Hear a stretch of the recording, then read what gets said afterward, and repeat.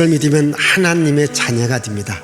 하나님의 자녀로 살아가는 것 행복한 줄 알고 살아가시기를 바랍니다. 예, 오늘도 좋은 날이죠. 주님의 사랑과 은혜와 능력과 복 주심이 또 여러분 모두에게 함께하기를 바랍니다. 날마다 성경을 상고하는 사람들, 우리 목양교회 여러분 날마다 성경을 상고하며 살아갈 수 있기를 바랍니다. 또 하나님께서 우리들에게 준 최고의 선물이 뭐냐? 성경이라고 하는 책을 우리들에게 선물로 주었습니다. 이 성경을 갖고 있으면, 성경을 읽으면, 성경을 상고하면, 성경을 삶에 적용하면 사람이 바뀌어집니다. 가정이 바뀌어집니다. 인생이 바뀌어집니다. 이 성경 안에 모든 복이 있습니다. 또 성경 안에 우리가 살아가야 될 삶의 모든 원칙이 있습니다. 그래서 이 성경의 말씀, 하나님의 말씀을 깊이 상고하며 살아갈 수 있기를 바랍니다. 사도 바울은 성경에 있는 예수 그리스도의 복음을 전하기 위해서 오늘은 이쪽 지역, 내일은 저쪽 지역 하면서 계속해서 복음 전도를 향해서 나가고 있습니다. 바울이 이 아시아에서 복음을 전하려고 했을 때에 하나님께서 어디로 가라고 했죠? 유럽으로 가라. 그래서 이 마게도니아로 건너가게 됩니다. 그래서 이 아시아에서 바울이 첫 번째 이 마게도니아 지방 빌립보라고 하는 곳에 가서 복음을 전했습니다. 자, 그럼 여러분 이 빌립보가 어디에 있는지 다시 한번 지도로다가 보겠습니다. 자, 지도 보여주십시오. 예. 빌립보, 저기 트로이의 목마를 제가 설명해 드렸죠. 거기서 배 타고 사모드리게로, 암비볼리로, 그리고 빌립보로 가서 복음을 전했습니다. 바울이 빌립보에 가서 복음을 전하면서 그는 한 여인 루디아를 만나죠. 루디아가 마음을 열어서 바울이 전하는 하나님의 말씀을 들어요. 그리고 자기 집을 내놓고 와서 하나님의 말씀을 전해 주시오. 하나님께 예배를 드려 주시오.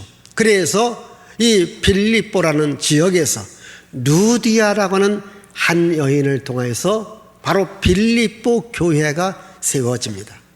저는 여러분들이 나도 교회 하나를 세우리라 이런 꿈을 갖고 비전을 갖고 살아갈 수 있기를 바랍니다.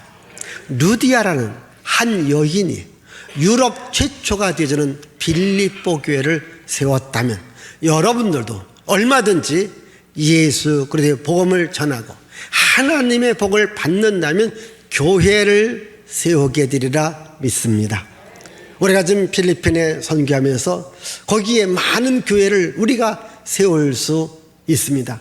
어쨌든 나도 하나 교회를 세우리라 이런 꿈과 비전을 갖고 나갈 수 있기를 바랍니다. 이제 빌립보 지역에서 계속해서 복음을 전합니다. 기도하러 가다가 점치는 귀신 들린 여자 하나를 만났다고 했죠.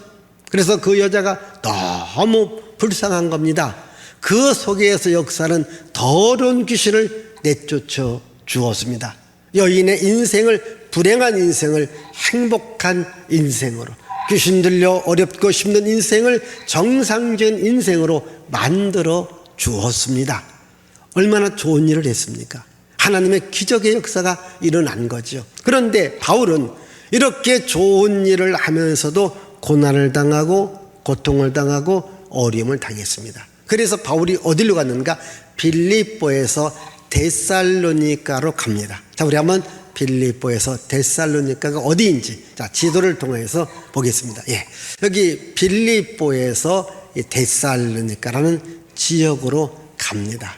자, 오늘 말씀 가운데 2절과 3절의 말씀을 읽습니다. 바울이 자기의 관례대로 그들에게로 들어가서 새 안식일에 성경을 가지고 강론하며 뜻을 풀어 그리스도가 해를 받고 죽은 자 가운데서 다시 살아나야 할 것을 증언하고 이르되 내가 너희에게 전하는 이 예수가 곧 그리스도라 하니. 자, 예수가 곧 그리스도다. 아멘. 예수가 누구다? 그리스도다. 그럼 이 그리스도라는 말은 이제 신약 성경이 기록된 헬라어로 그리스도는 기름 부음을 받은 자입니다. 이 그리스도랑 똑같은 말이 구약 성경이 기록된 히브리어로는 메시아다 이렇게 말합니다. 이 메시아라는 말과 그리스도라는 말은 똑같은 말입니다. 제가 여러분들에게 하나 물어보겠어요. 영어입니다. 자, 이제 한국말로 감사합니다. 영어로 뭘까요? 땡큐 모르세요? 다시 한번 땡큐. 뭐라고요? 감사합니다. 똑같은 말입니다. 그냥 감사합니다. 땡큐 해도 맞습니다. 메시아나 그리스도나 같은 말입니다. 그러면 구약에서 이 메시아는 뭐냐? 바로 기름 부음을 받은 자입니다. 기름을 받는. 그러니까 누가 기름을 받는가? 왕이 될 때, 선지자가 될 때, 제사장이 될 때에 기름 부음을 받아요. 그래서 하나님은 구약 성경을 통해서 우리들에게 메시아를 보내준다. 구약 성경이 많고 분량이 많지 않습니까? 그러나 구약 성경을 한마디로 말하면 하나님께서 우리에게 메시아를 보내준다. 그러면 신약 성경은 뭘까요? 메시아가 왔다. 메시아가 왔다. 그러면 메시아가 누구냐? 메시아가 예수인데 예수는 누구다? 그리스도라는 거예요. 예수가 그리스도다. 그러면 메시아라고 하는 기름 부음을 받은 자라는 뜻은 왕이라는 것이고 선지자라는 거고 제사장이라는 겁니다. 쉽게 말하면 이스라엘 백성을 하나님의 말씀으로 다스리는 왕이 될 것이고 하나님의 말씀을 백성들에게 전해주는 선지자가 될 것이고 백성들이 잘못했을 때에 죄를 용서해 주시는 제사장이라는 겁니다. 이 왕과 제사장과 선지자의 3직이라고 해요. 이 직을 동시에 갖고 계신 분이 누구냐? 그게 그리스도인데 그게 누구냐? 예수라는 겁니다. 그래서 우리는 예수님을 그리스도로 믿는 거예요. 우리가 예수 믿어라. 어떤 예수냐? 그리스도.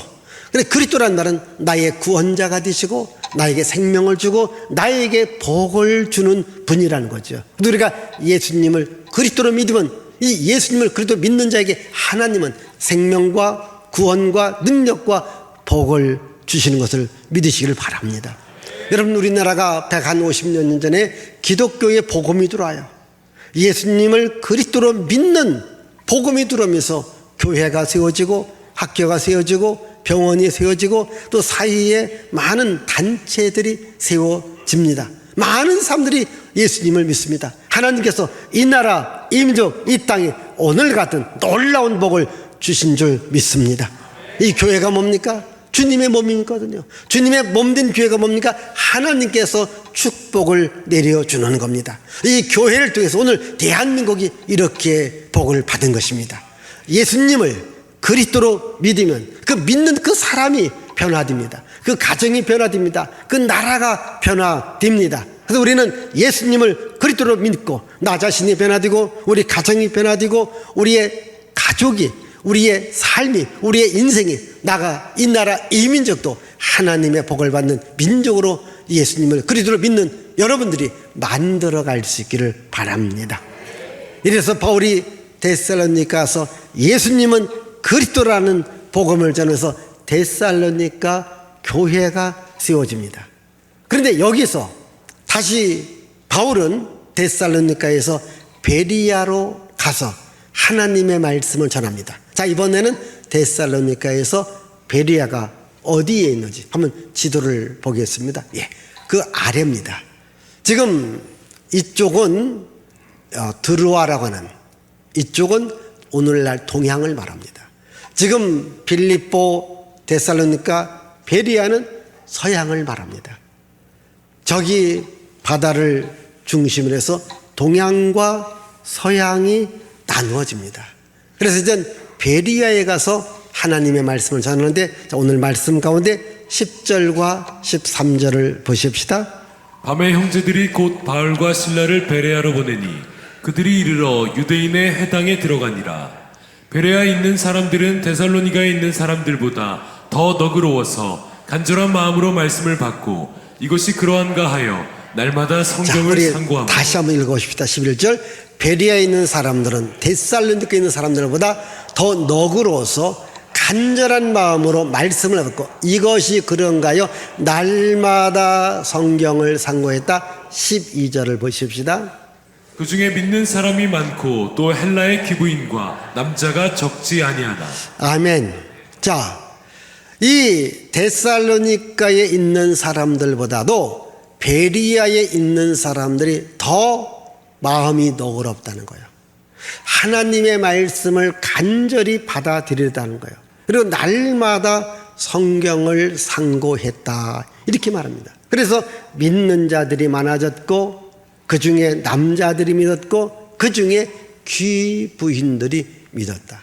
여러분, 이 귀부인들이 믿었고 남자가 믿었다고 하면 그 시대의 지도자들이 예수님을 믿었다 이 말이거든요. 여러분, 지도자들이 예수님을 믿어야 돼요. 지도자들이 하나님의 말씀을 날마다 상고해야 됩니다. 오늘 여기 계신 여러분들도 성경을 날마다 상고하기를 바라요. 날마다입니다. 그러니까 하나님의 말씀을 날마다 읽고 공부하고 상고한다. 그 말씀이 그러한가 해서 상고한다. 쉽게 말하면 말씀대로 되어졌는가를 확인한다는 거예요. 그러니까 말씀을 믿으면, 하나님의 말씀을 믿으면 정말 복을 받는지 이들이 깊이 한번 연구해 보았다는 겁니다. 연구해 보니까 정말 성경을 읽고 말씀대로 살아가니까 복이 오더라는 거지요. 여러분, 하나님의 말씀을 읽기를 바랍니다. 성경을 읽기를 바랍니다. 이 말씀이 들어가는 곳마다 환경이 바뀌어지고 역사가 바뀌어지고 지역이 바뀌어집니다. 다시 우리나라를 말합시다. 여러분, 5,000년의 역사라고 해요. 무속신앙 또한 민속신앙, 불교, 유교 다 있었습니다. 우리나라 역사를 바꾸지 못했습니다. 그러나 기독교의 복음이 들어온 후에 우리나라 역사가 바뀌어졌습니다. 여러분, 세계적으로 가장 잘 사는 민족이 된 겁니다. 여러분, 경제 대국, 경제 10위권이라고 하는 것은요, 엄청난 복이잖아요. 여기 계신 여러분들도 해외에 나가보고, 저도 나가보지만요, 정말 30년 전, 20년 전, 10년 전, 그리고 지금은 우리나라가 얼마나 잘 사는지 모릅니다. 왜요? 전국에 교회가 있습니다. 성경을 읽는 사람들이 있습니다. 기독교 정신과 기독교의 신앙으로 무장된 수많은 하나님의 자녀들이 있습니다. 이 하나님의 자녀들 때문에 하나님께서 이 나라, 이 민족, 이 땅에 복을 내려주신 것입니다. 여러분, 벤허라고 하는 영화를 보신 분이 계실 것입니다. 이 벤허라는 작품은 소설로, 영화로, 뮤지컬로 많이 반영됩니다. 루이스 윌리스라고 하는 미국의 남북 전쟁 때의 한 장군입니다. 또 이 사람은 문학의 소질이 있습니다. 이분은 노예 폐지 운동을 벌였던 분입니다. 그래서 미국 남북 전쟁 때에 이 노예의 문제를 갖고 이 사람도 한번 심각하게 깊이 생각해 보니까 로마 제국 때에 수많은 노예들이 있었어요. 이 노예들을 동원시켜서 길을 만들고 건축을 하고, 그리고 이 노예들을 비인간적으로 대우하게 된 겁니다. 근데 또 연구하다 보니까 그 로마 시대에 예수님이 태어난 겁니다. 근데 예수님은 왜 이 노예들에게 자유와 해방을 주장했을까? 아니, 오히려 교회 다닌다는 사람들도 이 노예를 부려먹는다. 여기에 대해서 이 사람이 기독교에 대해서 반감을 가져요. 기독교는 나쁘다. 예수 믿는 건 나쁘다. 이래서 이 사람이 이제 장군입니다.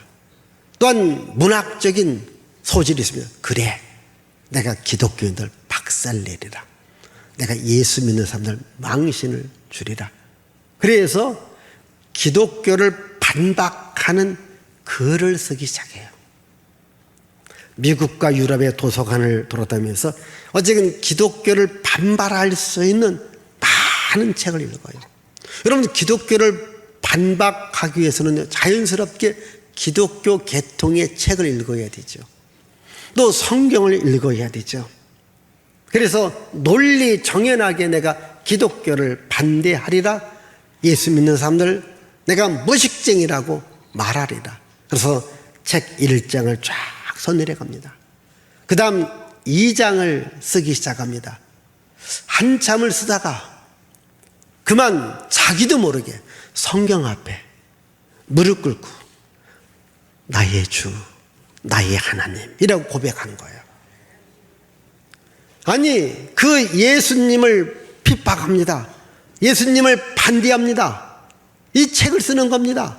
그래서 갑자기 무릎 꿇고 나의 주, 나의 하나님 이러면서 고백하는 거예요. 예수님을 나의 주님으로, 나의 하나님으로 받아들인 거예요.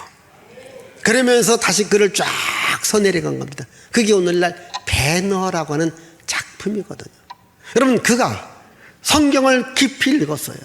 왜 읽었어요? 예수 믿는 사람들 망신 주려고. 예수 믿는 거 잘못되었다, 이것을 논리 정연하게 알리기 위해서 성경을 읽다가 변화받은 거예요. 성경은 어떤 완악하고 강팍한 사람도 읽으면 말씀 자체의 생명력이 있기 때문에 우리를 변화시키고 우리를 새롭게 만들어 주십니다. 여러분, 이 영국 하면 해가 지지 않는 나라, 대영 제국이라고 불렀던 시절이 있습니다. 그때가 언제일까요? 빅토리아 여왕이 통치했던 때입니다. 여러분, 이 빅토리아 여왕이 어떻게 왕이 됩니까? 윌리엄 4세가 갑자기 죽습니다. 그래서 왕궁에는 누가 왕이 될 것인가, 이 지도자들이 허수아비 왕을 세우고 자기들이 다 나라를 이렇게 저렇게 움직여 가기를 원합니다. 그래서 아버지가 일찍 죽고 어렵고 힘들게 사는 18살 먹은 빅토리아라는 처녀를 왕으로 세웁니다. 생각해 보세요. 18살이면 아마 고등학교 3학년 정도 되겠잖아요. 뭘 알겠습니까? 허수아비로 꼭두가기로 시켜놓는 거예요. 그리고 자기 아버지가 없어요. 엄마는 다른 남자하고 살고 있어요.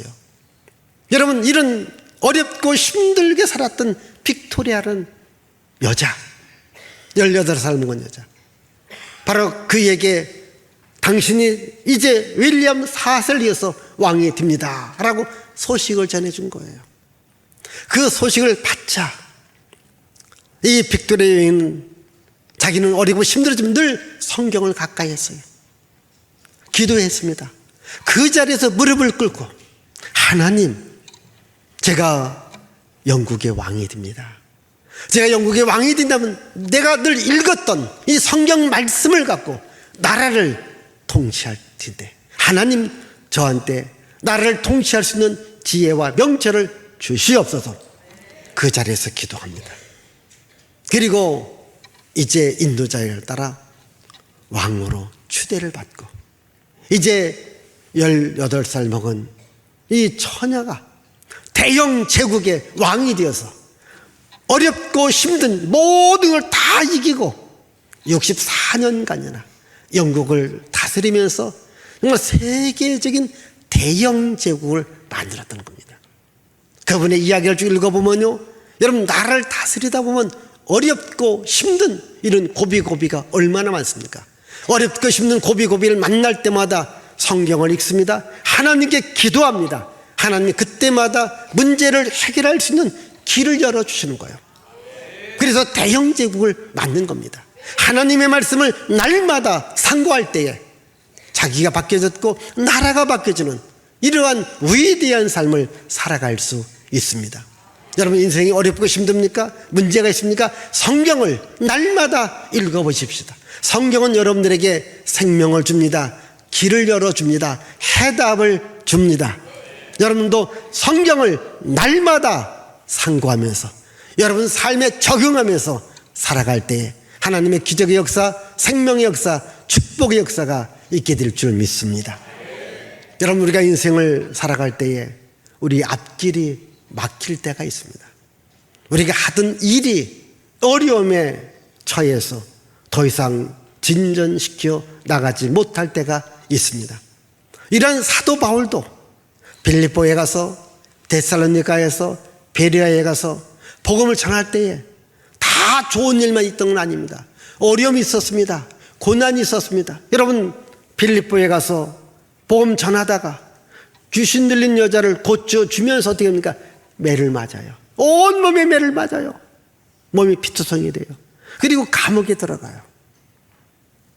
여기서 복음 전하고 어디로 갑니까? 데살로니가로 가요. 근데 여러분, 데살로니가 가서도 역시 유대인들이 시기질투해서 이 바울에게 고통을 가합니다. 어림을 줍니다. 우리 한번 여기 17장 5절을 읽어보십시다. 17장 5절. 그러나 유대인들은 시기하여 저자의 어떤 불량한 사람들을 데리고 때를 지어 성을 소동하게 하여 야손의 집에 침입하여 그들을 백성에게 끌어내려고 이렇게 찾았으나 바울을 힘들게 합니다. 그래서 바울이 데살로니가에서 베리아로 갑니다. 그럼 베리아에 갔을 때도 우리 한번 여기 13절입니다. 13절 읽습니다. 데살로니가에 있는 유대인들은 바울이 하나님의 말씀을 베레아에서도 전하는 줄을 알고 자, 거기도 가서 무리를 움직여 소동하게 한다. 이래서 바울이 어디로 갑니까? 아덴으로 갑니다. 자, 오늘 말씀 15절입니다. 15절. 바울을 인도하는 사람들이 그를 데리고 아덴까지 이 이르러 아덴은 오늘날 그리스의 수도 아테네를 말합니다. 자, 우리 한번 지도를 한번 보십시다. 지도. 자, 그러니까 자, 빌립보에서 핍박받습니다. 데살로니가로 핍박받습니다. 베리아로 쫙 아래 아덴 그리스까지 가서 복음을 전합니다. 자, 여러분 생각해 보십시다. 바울이 매를 맞았어요. 감옥에 갇혀요. 여기 가면 여기서도 바울을 핍박하는 사람들이 쫓아와요. 저쪽으로 가요. 저쪽까지 와서 핍박을 했으면 쫓아옵니다. 그러면 여러분 같으면 계속 할래요? 그만둘래요? 먼저 저 얘기할게요. 저도 마음 약하면 그만둘 것 같아. 응? 그만둘 것 같아. 예. 그런데 그의 일을 막아요. 길을 막아요.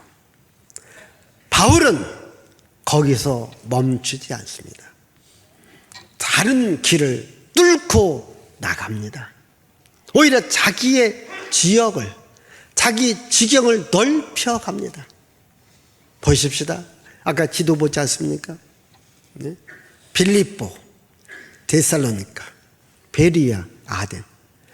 쉽게 말하면요, 우리 서울에서 저기 수원으로, 광주로, 부산으로 이렇게 한 바퀴 돌아가는 거예요. 이게 전국을 자기 지역으로 삼는 거예요. 오늘 여러분, 우리 인생의 삶에 고난이 와요. 역경이 와요. 시련이 옵니다. 이때에 거기서 멈출 것인가? 계속 나갈 것인가? 오늘 여러분들이 살다 보면 여러분들이 하는 일을 막는 자가 있습니다. 여러분들의 가는 길을 방해하는 자가 있습니다. 여러분을 쫓아다니면서 여러분을 괴롭히는 사람이 있습니다. 그럴 때에 나는 어떻게 할 것인가? 계속 일을 할 것인가? 그만둘 것인가? 바울은 그만두지 않습니다. 계속 일을 했습니다. 사람이 어려움을 당할 때, 역경을 당할 때, 시련을 당할 때에 세 가지 종류가 있습니다. 역경과 고난과 시련을 당하면 당장 그만두고 때려치는 사람이 있습니다. 않는다. 그만한다. 쉽지요. 안 하니까. 그만두니까. 그러나 이런 사람은 절대 성공할 수 없습니다. 두 번째 사람은요, 기다리는 사람입니다. 단순히 기다리지 않습니다. 누가 해줄 것을 기다리는 거예요. 여러분, 누가 해주면요, 해준 사람이 성공하지 기다리는 사람이 성공하지 못합니다. 늘 누군가를 의지해, 누군가를 기다려 이 일을 좀 해줬으면 이런 사람 성공하지 못합니다. 그럼 세 번째 사람 어떤 사람일까요? 뚫고 나가는 사람이에요. 뚫고 나갑니다. 정면 돌파합니다. 공격합니다. 나갑니다. 실패가 있어도 어려움이 있어도 나가는 사람이 성공하는 것을 믿으시기를 바랍니다. 여러분, 성공하는 사람은요, 실패가 없는 사람이 아닙니다. 실패가 있음에도 불구하고 다시 일어나서 자기의 목적을 향하여 자기 사명을 해서 나가는 사람입니다. 여러분, 성공하는 사람, 일이 쉬운 일만 있는 게 아닙니다. 오히려 성공하는 사람은요, 일이 어려운 일이 있습니다. 힘든 일이 있습니다. 어렵고 힘든 일을 해결해 나갑니다. 이러니까 성공하는 거예요. 오늘 여기 계신 여러분도 분명히 지금 아마 이 자리에도 저 사람만 없다면 저 사람이 내 길을 막았다, 옛날에 그때 그 사건이 없었다라면 오늘 내가 잘 되었을 것이다, 이러면서 지난 날을 탓하고 남을 탓하면서 오늘도 내가 괴로움 속에, 오늘도 내가 역정 속에, 오늘도 내가 힘든 상태 속에서 살아가시는 분들 계실 거예요. 정말 여러분, 아주 나를 쫓아와서 나를 괴롭히는 사람이 있지 않습니까? 바울도 마찬가지입니다. 쫓아와서 바울을 괴롭히는 거예요. 오늘 여러분 주변에 보면 여러분 괴롭히는 사람이 있을 거예요. 여러분 힘들게 하는 사람이 있을 거예요. 어떻게 하실래요? 그냥 주저앉을래요? 다시 일어나야 됩니다. 다시 승리해야 됩니다. 나가야 되는 겁니다. 바울은 이런 어렵고 힘든 일이 있었을 때에 온몸에 피투성이가 되어도요, 다시 일어난 겁니다. 다시 자기의 사명을 해서 간 겁니다. 성경은 이런 말씀이 있습니다. 우리 한번 에스겔서 16장 6절을 보십시다. 내가 내 곁으로 지나갈 때 내가 피투성이가 되어 발짓하는 것을 보고 내게 이르기를 너는 피투성이라도 살아있으라. 다시 이르기를 너는 피투성이라도 살아있으라 하고. 자, 다시 읽어봐요. 시작. 내가 내 곁으로 지나갈 때. 자, 네가 피투성이가 되어 발짓하는 것을 보고 네게 이르기를 너는 피투성이라도 살아있으라. 다시 말합니다. 너는 피투성이라도 살아있으라. 아멘. 무슨 말이냐면요, 하나님 이스라엘 백성들에게 너희들이 고난을 당한다, 포로도 잡혔다, 어려움이 있다, 너희를 도와줄 사람 아무도 없다, 마치 피투성이 같은 몸이 들지라도 살아있어라. 절대 죽지 말아라. 어려움을 당해도 고난을 당해도 살아있으라는 거예요. 여러분, 그렇습니다. 오늘 여러분 어려움을 당할 수 있습니다. 고난 당할 수 있습니다. 핍박받을 수 있습니다. 살아있어야 됩니다. 포기하지 마세요. 실망하지 마세요. 낙심하지 마세요. 살아있다면 반드시 승리하는 날이 옵니다. 살아있다면 반드시 좋은 날이 옵니다. 우리가 실패할 수 있어요. 떨어질 수 있습니다. 그러나 포기하고 낙심하면 끝입니다. 살아있어야 됩니다. 여러분, 그런 말이 있습니다. 살아있는 자가 강한 자입니다. 강한 자가 살아남는 게 아니에요. 살아있는 자가 강한 자입니다. 우리가 이 운동 경기를 보면요, 수비만 한다고 이기지 못합니다. 어떻게 이깁니까? 점수를 내야 됩니다. 그럼 점수 내기 위해서 어떻게 합니까? 공격하는 거예요. 공격하는 겁니다. 내가 저쪽에서 10점을 내가 먹었어. 지금 10점을 내가 뺏겼어요.